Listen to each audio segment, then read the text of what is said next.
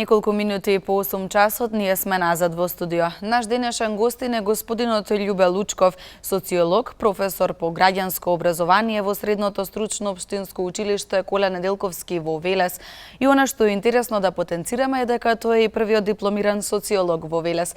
Да му посакаме добро утро и добре дојде.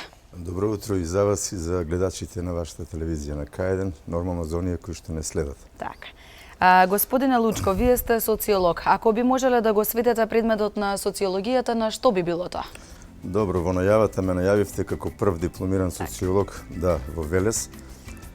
Сакам само да објаснам дека имав некоја среќа јас да во таа далечна 75-76 учебна година, наставна година, се отвори групата за социологија при Филозофскиот факултет во Скопје и она што најповеќе ми се допаѓаше во образованието, завршив гимназија, а од сите наставни предмети многу сакав филозофија, меѓутоа се обидов да се запишам на филозофија, меѓутоа во тие периоди, особено од страна на повозрастните на родителите, имаше некој одбивно што е тоа филозофија и така натаму. Секогаш се случуваат. Да, имав една луда среќа да се запишам на социологија и завршам така меѓу првите во Велес прв. Тоа беше 81 година. Вработување тогаш да имаше, навистина имаше вработување, понуда за вработување. Бев прво во хемиското училиште, во средното хемиско, 81 и од 82, како што кажавте до ден денес, сум во Средното стручно општинско училиште Коле Неделковски на работно место професор по граѓанско образование. Так. Да кажеме што беше прашањето, ако би можеле да се сведе предметот на социологија. Токму така, видите, социологијата, верувам, познато е, само ќе ги потсетам гледачите дека е најопшта наука за општеството. Така. Самиот израз интересен што е кованица од два збора со различно потекло, едниот е латински социус општество, а другиот е оној старогрчки збор логос, и во превод тоа би било наука за општеството, кој што предмет би требало да биде проучување на самото општество. Меѓутоа, ако сега ми поставивте прашање на што би се свел предметот на проучување, јас би кажал дека и општеството можеме да го дефинираме многу кратко како една целокупност на меѓучовечки односи. Затоа и предметот на социологијата, сега ќе ми дозволите малку да импровизирам, можеме во најголема мера да го сведеме на проучување на меѓучовечките односи, на односите помеѓу луѓето во разни области на општествено живење, почнувајќи од општествената база, она што би рекле ние меѓучовечки односи во областа на производството, размената, распределбата, потрошувачката, понатаму во општествената надградба во сферата на меѓучовечки односи во областа на правото, во областа на идеолошката надградба, се мисли тука на религијата, уметноста, науката и така натаму и така натаму. Значи, да бидам краток и прецизен, според мене јас би можел и целокупниот предмет на проучување на оваа најопшта наука за општеството, така да се сведе на проучување на оние меѓучовечки односи. На комуникација. Така. Би сакала да посветиме повеќе внимание и да поразговараме на една тема која е се повеќе актуелна. Со развојот на технологијата и со појавата на социјалните мрежи, начинот на комуникација претрпе значителни промени. Ајде прво да кажеме за убавата страна, односно за предностите од сето тоа. Токму така, значи станува збор за начинот на комуникација. Јас во воведниот дел, кога ме прашавте за предметот на проучување, кажав дека општеството е всушност целина на меѓучовечки односи. Значи, ние луѓето, сакали или не, по природа сме општествени суштества. Што значи тоа? Тоа значи дека принудени сме да живееме во заедница или во заедници со други луѓе, во кои што заедници најчесто стапуваме во меѓусебни односи, во заемни односи. Во тие односи всушност настанува и процес на комуникација. Комуникација или, ако сакате, взаемно дејство и влијание и помеѓу поединци и општествени групи. Ние тоа во социологијата го нарекуваме општествена интеракција. Значи, начинот на комуникација е резултат на постојаниот развој на општеството, од најпримитивни форми на комуникација, како што се, например, комуникација преку разговор, Па преку пишување на писма, порано знаете како беше за новогодишните празници. Например, си честитавме со честитки. Сега со самиот развој, особено техничко-технолошкиот развој, има рефлексија и во областа на комуникациите. Сега најчесто, па не само младите, него сите во последно време комуницираме преку еден софистициран начин на комуникација, тоа се баш овие социјални мрежи. Како што се, например, Фејсбукот, Твитерот и така натаму. Кои се позитивните страни на сето тоа? Значи, кои се придобивките од тоа? Па видете, развојот на општеството е неминовен. Како што и развојот на комуникациите. Значи, не можеме ние тоа е движечка сила на општеството. Не можеме ние да кажеме дека сме го достигнале максимумот и дека понатаму нема да има развој. Никогаш, нема да дојдеме во состојба да пронајдеме нешто што било пронајдено, одново да измислуваме точак сега, тркаво и така натаму. Работата е во тоа што сите овие феномени, особено во поново време, особено социјалните мрежи, ако сакаме да ги разгледуваме од аспект на науката, од аспект конкретно на социологијата, не само што ќе имаме еден мултидисциплинарен пристап кон проучувањето на овие општествени феномени, туку и ако сакаме од аспект само на една дисциплина, научна дисциплина, тогаш мораме да ги кажеме и позитивните, да укажеме и на позитивните и на негативните страни на овие, пак ќе кажам, последици од техничко-технолошкиот Затоа започнавме прво со позитивните, за негативните. Токму така. Еве сега баш доаѓам конкретно на одговорот на ова прашање. Позитивните страни. Па пред се, вака пак ќе се надоврзам, секако дека ги има многу, особено, например, зближувањето на луѓето, создавањето на поголем број на пријатели. Меѓутоа, вака, кога ви реков јас, кога ви кажав дека целокупниот предмет во основа може да биде интеракцијата, или тоа взаемно дејство и влијание, и помеѓу поединци и општествени групи, мислам на поединец, група и група, во овој контекст имате два основни процеси на интеракција. И ќе дојдам точно до одговорот. Прво, имате конјунктивни процеси на интеракција, кои што се всушност во превод, само да го преведам, тоа се здружувачки. Тие се позитивни процеси кои што ги има во комуникацијата и кај социјалните мрежи, и кај ова што ги кажавме, и кај Facebook, и кај Twitter и така натаму. Значи, тоа се конјунктивни или здружувачки процеси на интеракција во кои што постојат соодветни форми. Сума сумарум, крајната цел е всушност здружувањето, формирањето на поголеми општествени групи. Во тие конјунктивни процеси ја ќе издвоам неколку форми кои што се од суштинско значење за самата комуникација помеѓу луѓето. Прва форма, која што е резултат на заедничкото живење, тоа е кооперацијата или соработката. Имено кооперацијата е форма на конјунктивен процес на интеракција, при што поединци и општествени групи, соработувајќи помеѓу себе, создаваат формираат поголеми општествени групи и секако е од корист за самото општество, за развојот на општеството. Кооперацијата е неминовна. Тоа не е само желба на луѓето да соработуваат. Потреба е императив е. Дека ние, ако сакаме да живееме заедно, предодредени сме да соработуваме помеѓу себе.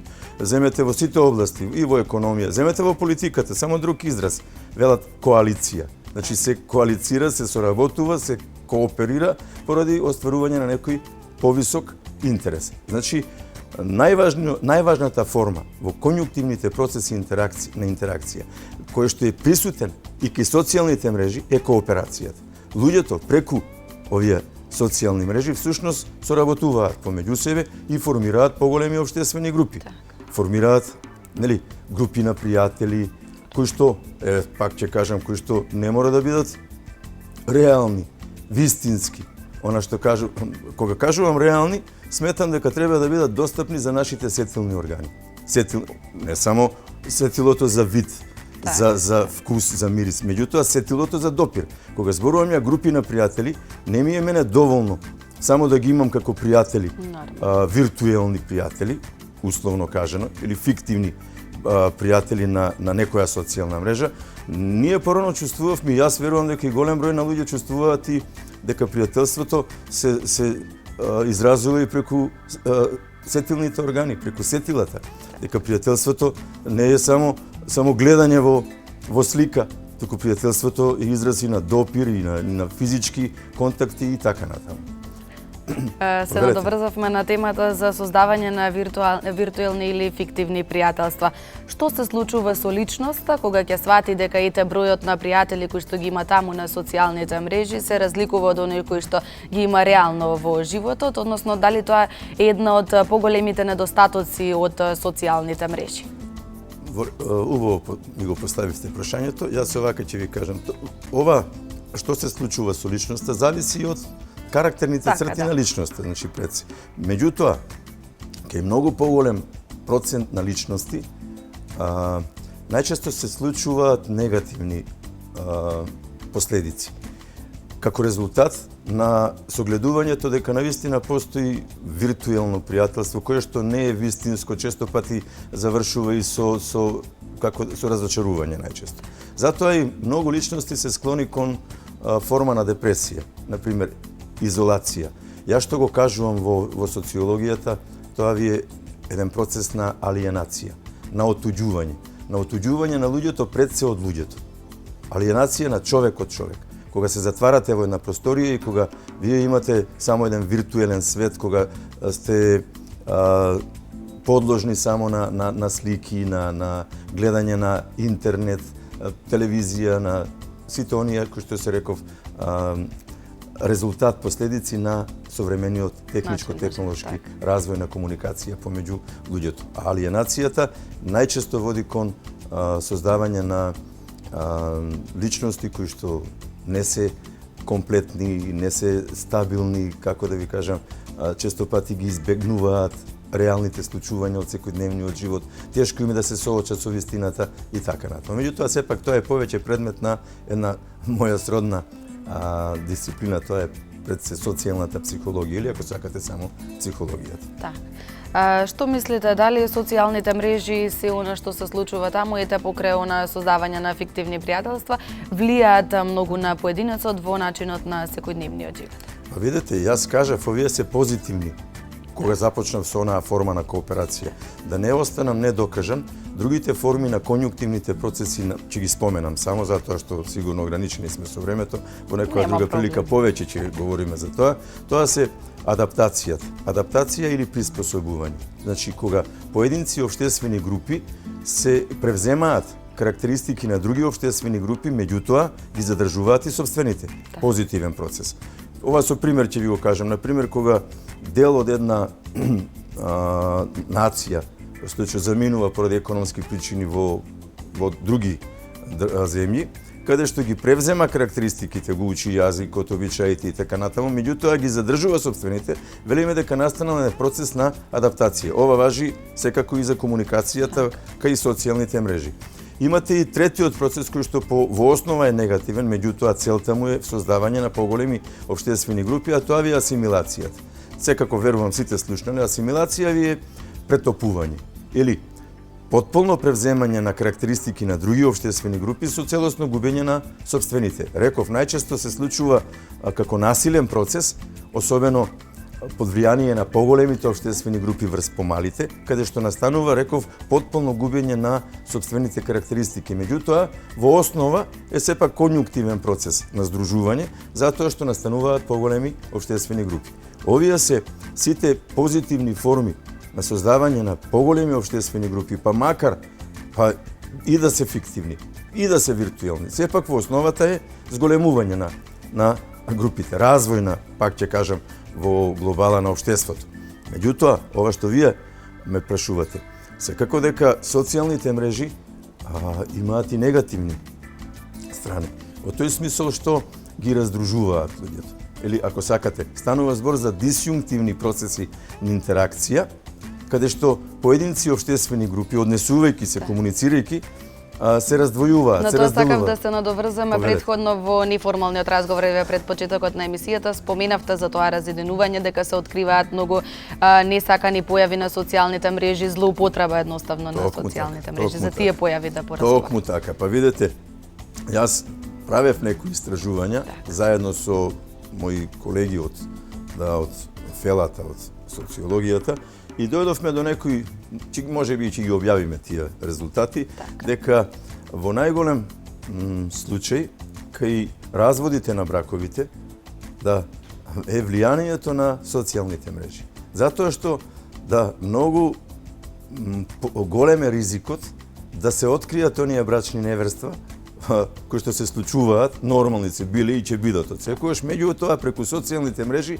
со оние начини на стекнување на пријатели, нели, да го додадеш како пријател и така натаму се случуваат и оние работи кон кои што се склони луѓето, нормално. Нели, никој не е совршен. А најчесто сознанијата за тие неверства, за излети во браковите, најчесто една од причините е и формирањето на овие, како да ви кажам, групи на пријатели или директно да кажам, самите социјални мрежи, мислам на прецена. Значи, оно што сакате да кажете вие дека социјалните мрежи не го зголемуваат бројот на неверства, туку предизвикуваат тие да се откријат и поради тоа е бројот на разводи. Токму така. Откривањето на овие што се негативни појави во самите здружувања на луѓето. Јас почнав од онаа што е базична институција на системот. Она што е основна клетка на човечкото општество, тоа е семејството. Значи не само помеѓу брачните другари, тука откривањето на негативните појави, што е можеби и позитивна работа помеѓу родителите и децата, помеѓу блиските роднини. Во самото, нели, семејството е на примерна група која што се заснива и врз брак и врз сродство. И затоа велам дека многу непожелни работи кои што некогаш сакаме да останат приватни, сакаме да останат, како да ви кажам, наша тајна, многу лесно е откривлива или како да ви кажам подлежи на ризик за да стане јавна тајна, условно кажам. Кога станува збор за децата како корисници на социјалните мрежи, дали овде се зборува за предности и недостатоци или пак сепак тоа представува само недостаток кога децата од најмала возраст ги користат социјалните мрежи? Јас останувам доследен на она што го кажувам, навистина има позитивни работи, децата можат да научат или во тој процес на стекнување на знаења и те како еден од изворите за доаѓање до големи обеми на знаења, секако се социјалните мрежи. За разлика од минатото, кога јас, например, требаше да правам матурска работа, имав тема Хегел и негова објективна логика и верувајте ми, не можев да најдам литература овдека во нашата, иако една од поголемите библиотеки, и бев упатен на универзитетска библиотека. Сега, јас ќе кажам и на училиште, на моите ученици им кажувам дека вие сте среќна генерација која што имате многу широк диапазон на извор на информации. Значи можете да црпите информации со едно притискање на копчето. Тоа е убавата работа, тоа е како меѓутоа, тоа е меч со две острици. Тоа е некогаш ни се враќа и како бумеранг ефект, каде што на пример се злоупотребуваат особено децата од страна и на возрастните, каде што се отвараат оние лажни профили, она што е пак ќе ви кажам во најголем случај педофилијата. Педофилијата не е само случувањето со директен контакт со децата, туку пред се преку овие социјални мрежи, каде што со лажни представувања, со манипулации, каде што е ова плодна почва за создавање на такви девијантни однесувања, условно ќе ги кажам, се злоупотребуваат и особено оние ранливи категории на деца од детска возраст. Не зборувам за млади, него зборувам за деца тука до период 10, отприлика 10 години. Господине Лучков, ние тука ќе го прекинеме разговорот, меѓутоа само накратко, гледачите ќе погледнат блок на реклами и вестите во 8:30 часот, па ќе се вратиме во студио и ќе продолжиме со разговорот. Останете со нас.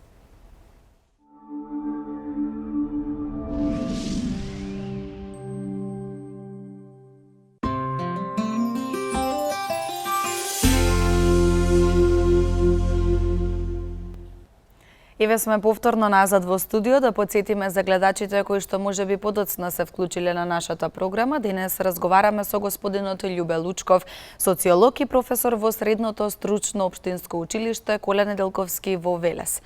Господине Лучков, уште од најмала возраст постојано се потенцира важноста од процесот на социјализација. Дали овој процес мора секогаш да заврши со успех? Токму така. Видете, најважниот процес во животот на човекот е ова што го спомнавте вие. Тоа значи дека ако сакаме да изградиме здрави личности, во многу нешто ќе зависи од тоа како сме ги научили да се однесуваат. Или веднаш да појасниме, социјализацијата не е ништо друго, туку еден процес на учење или стекнување на знаење, навики, правила, норми, вредности, се она што е неопходно за успешно вклопување на индивидуата или поединецот во пошироката општествена заедница. Значи, ако јас овој израз, што е малку, странски израз социјализација, го преведам на македонски, малку може чудно ќе изгледа, меѓутоа буквално значи поопштествување. Значи, индивидуата да знае како да се однесува во општеството. Прашањето ви беше дали секогаш завршува со успех. Нормално дека нема гаранција за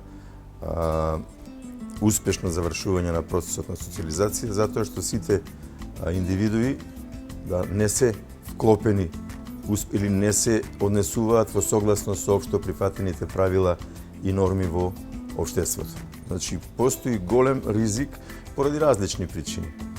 Зошто не е успешно? Поради тоа што можеби ќе кажете затоа што социјализацијата постои во рамките на семејството, како примарна социјализација во групите на врсници и така натаму. Меѓутоа, пред се во семејството, јас ќе кажам, како најважен чинител или агент на социјализацијата, често пати не само во дезорганизирани семејства, каде што постојат, да кажеме, нарушени меѓучовечки односи помеѓу и брачните другари, помеѓу членовите на семејството, така, дисфункционални семејства, каде што, например, постои семејно наследство.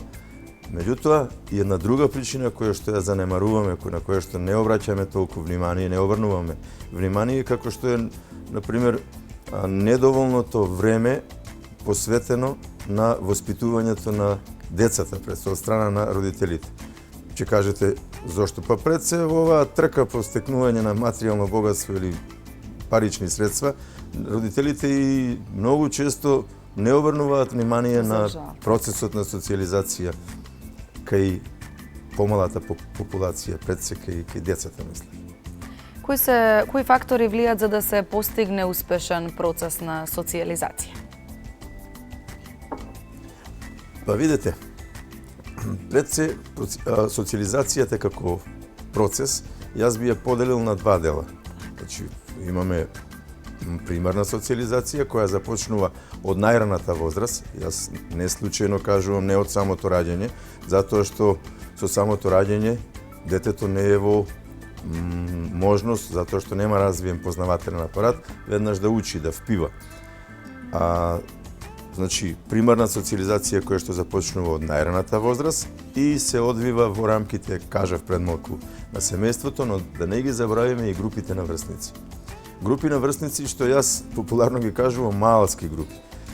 Денес можеби не се во таков процент како што беше во минатото, не само во Велес, туку и во сите традиционални средини во Република Македонија, како традиционални општества кажувам, кои што и текако влијаат врз создавањето на личноста и формирањето на личноста, која што некогаш може да биде и позитивна личност да изградиме, некогаш ризикот е толку голем да градиме и негативни личности. Она што би го кажале нашите северни соседи, с ким си, такав си. Тоа е во рамки на овие групи на врсници. Сега, во вториот дел, она што го нарекуваме секундарна социјализација, пред се мислам на процесот на стекнување на знаења, започнувајќи од предучилишната возраст. Значи, во предучилишни установи. Тука се градинките, тука се забавиштата, па основните училишта, средните училишта, високошколските установи, но да не заборавиме и другите чинители на социализацијата.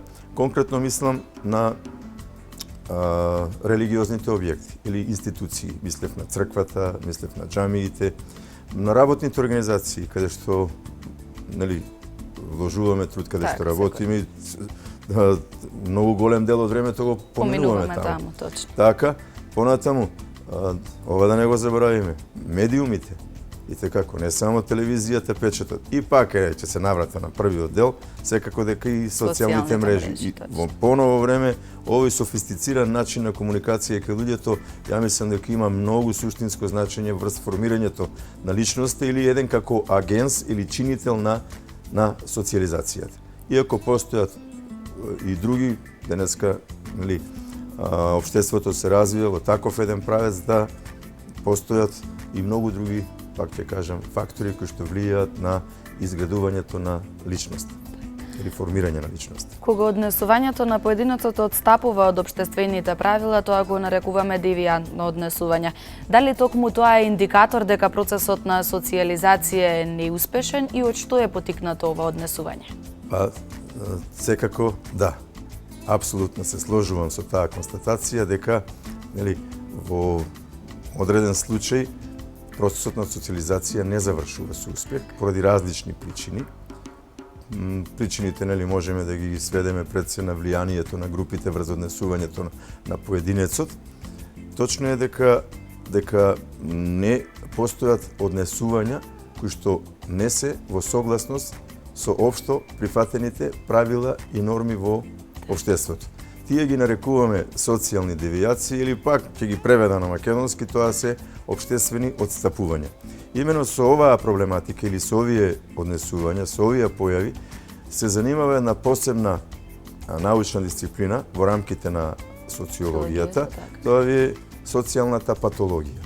Значи, социјална патологија која што предмет на проучување ги има овие однесувања на поединци и општествени групи, меѓутоа секогаш како резултат, за разлика од медицинската патологија, како резултат на влијанието на средината врз однесувањето на поединецот, а не како резултат на некои внатрешни пореметувања во организмот или во човечката психика, да, која што е пред се резултат на, иако е тоа една добра синтеза, не можеме изолирано само да ги посматраме. Ако сакаме навистина да дојдеме до научни сознанија, а ако сакаме така површно да анализираме, тогаш во ред можеме и на друг начин да дискутираме. Значи, предмет на, или овие ги нарекуваме уште и аберации. Аберации, тоест однесувања, пак ќе кажам, кои што да отстапуваат од општо прифатени правила и норми во општеството.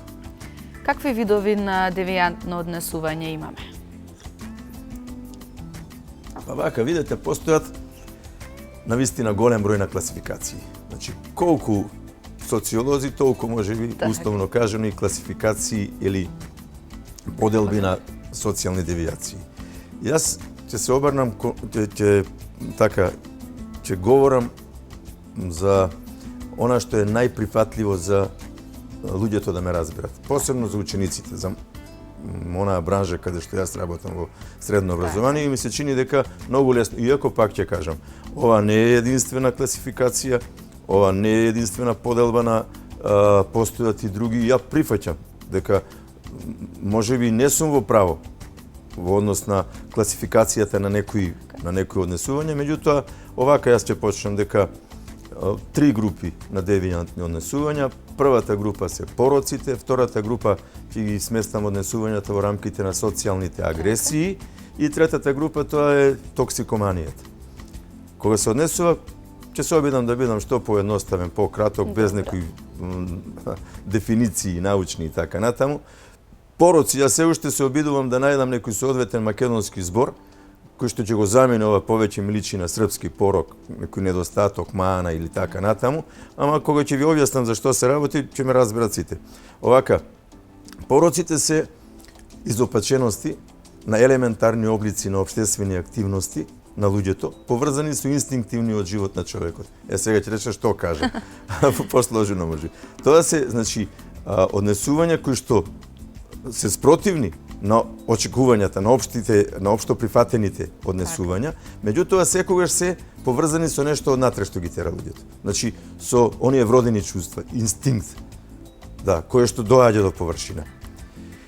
Сега ќе видам по-конкретен уште. Значи, ќе ги поделам во две групи пороците. Тоа се сексуалните пороци од една страна и паразитизмот од друга страна.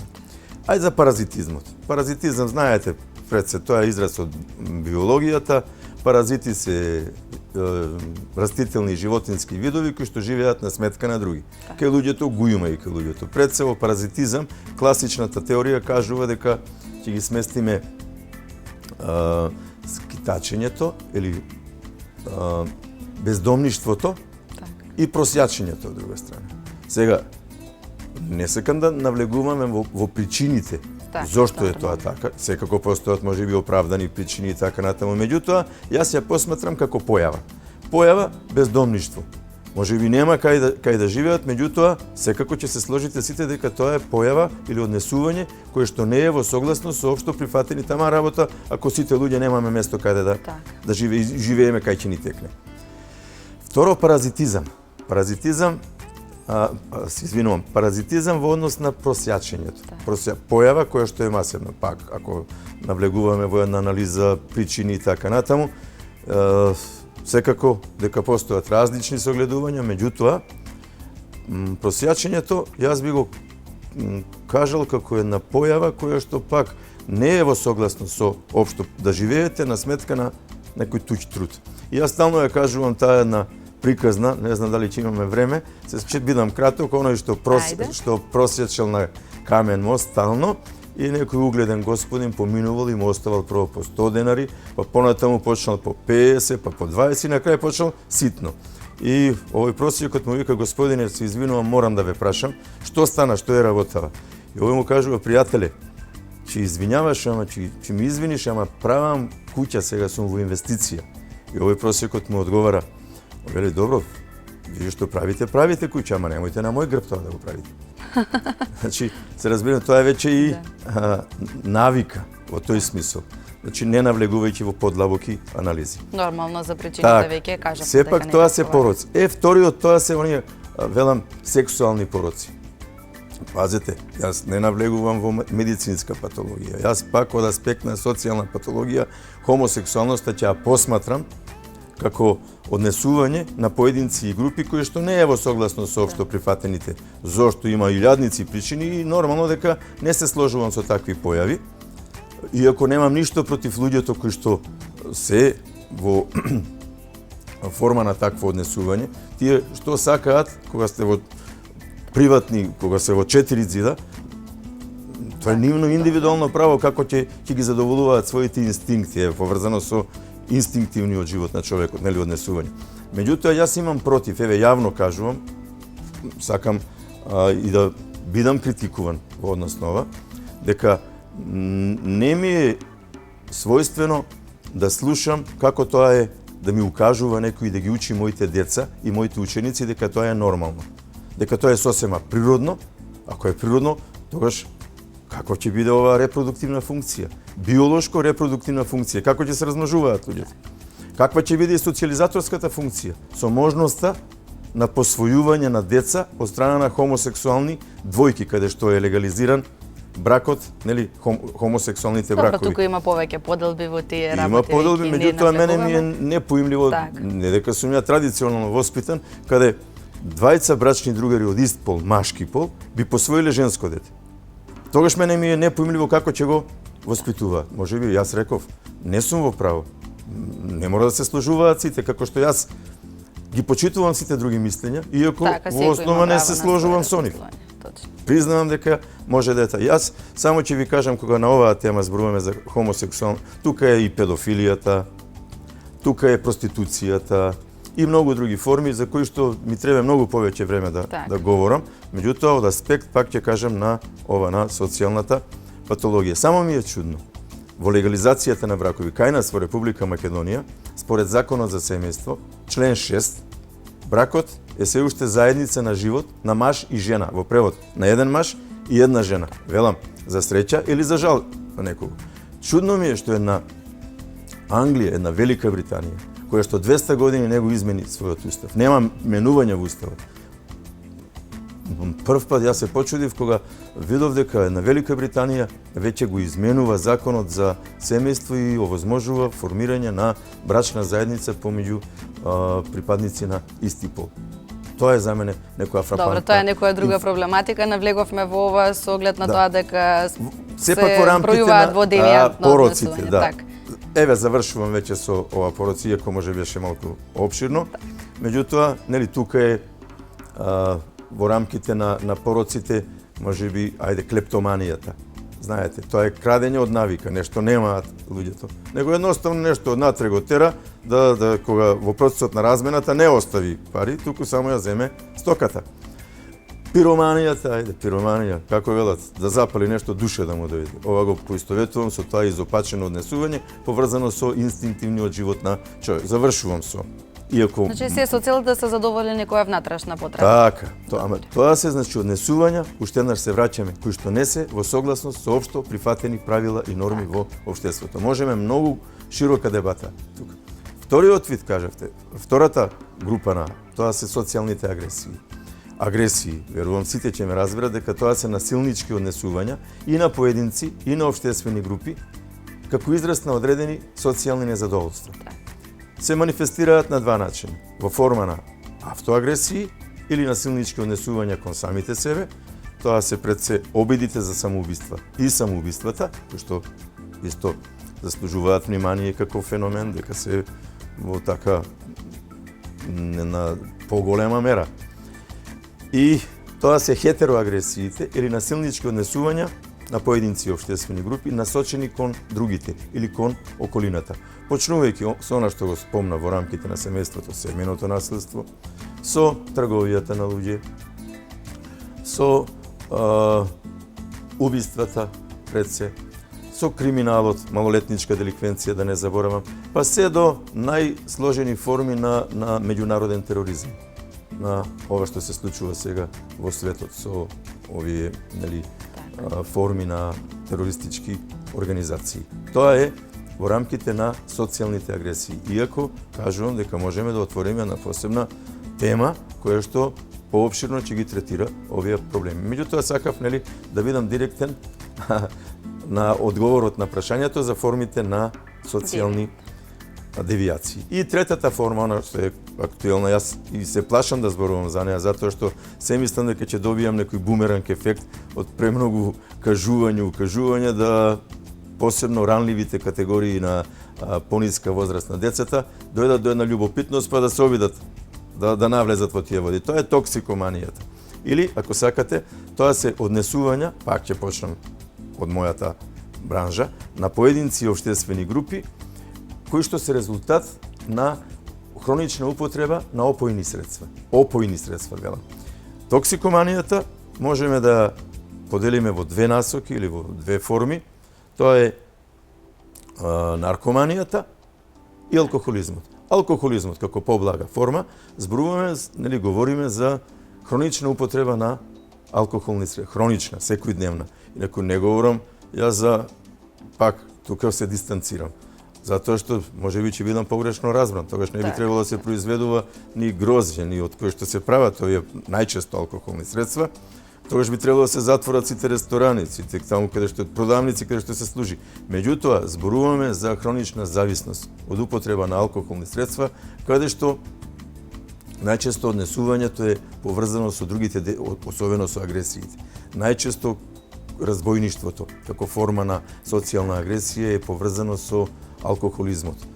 Или она, ако сакате, на времето што имаше некој песни тамо, пијам да ја заборавим. Значи, алкохолизмот е однесување на поединци и групи како резултат на употреба на алкохолни средства заради избегнување на реални случувања од секојдневниот живот.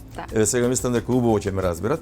Најчесто поради тоа е. Од дејството на алкохолот, нели, ги избегнуваме она што го говоревме за виртуелни, нели, случувања или создавање на еден виртуелен свет. И само да довршам за наркоманијата, нели, станува збор за употреба на дроги, на наркотични средства, почнувајќи од марихуоманијата, или употребата на марихуана, која што сега нели во медицински така веќе има Цели, така. да сигурно закон со кој што ќе се дозволи легално производство, ама под строга контрола и исклучиво наменски за медицински потреби. Јас говорам за наркотично средство, па завршувајќи, јас стално така кажувам, со тешки опојни дроги и завршувајќи, стално го кажувам тоа на кај раштани, за жал. Добро, споменавме нешто пошироко околу поделбата на ова девијантно однесување, навлеговме и во некои останати теми и сега би сакала да се поврзаме со она за што разговаравме во првиот дел, односно дали мислите дека социјалните мрежи и сето она што може таму да се види влие, односно е причинител за ваквото однесување? Токму така. Значи, кога говоревме, пак, кај мене сите овие работи ми се толку многу поврзани, така. да нема нешто Затоа и се навраќам. ете токму така. Значи, не може да една појава да ја гледаме изолирано како Так. независна од друга. Значи, еден од чинителите или ако сакате агенциите на социјализацијата, каде што се врши процесот на стекнување на знаења, тоа се социјалните мрежи. И тоа во денес во современите општества, значи еден од најважните чинители на социјализацијата се баш овие социјални мрежи. Каде што уште еднаш можеме да научиме доста позитивни работи, да дојдеме до информации кои што се од корис за индивидуите, за поединците, и за општеството, меѓутоа за жал многу голем процент на негативни знаења или ако сакате негативни навики на однесување ги стекнуваме преку социјалните мрежи. Особено таму каде што нема некоја цензура, особено таму каде што нема контрола врз децата кои што се вклучени како активни чинители на овие социјални мрежи. Ако не постои контрола од страна на повозрастните, тогаш многу голем ризикот за формирање на личности кои што ќе се склони кон девијантни однесувања. Господине Лучков, јас ви благодарам на гостувањето и на одвоеното време. Се надевам дека бевме интересни за гледачите. Ви посакувам уште многу успеси, па секако дека ќе се видиме во некоја наредна емисија. Ви благодарам. Јас и во секое време, кога ќе почувствувате потреба за овакви теми, ви стојам на располагање.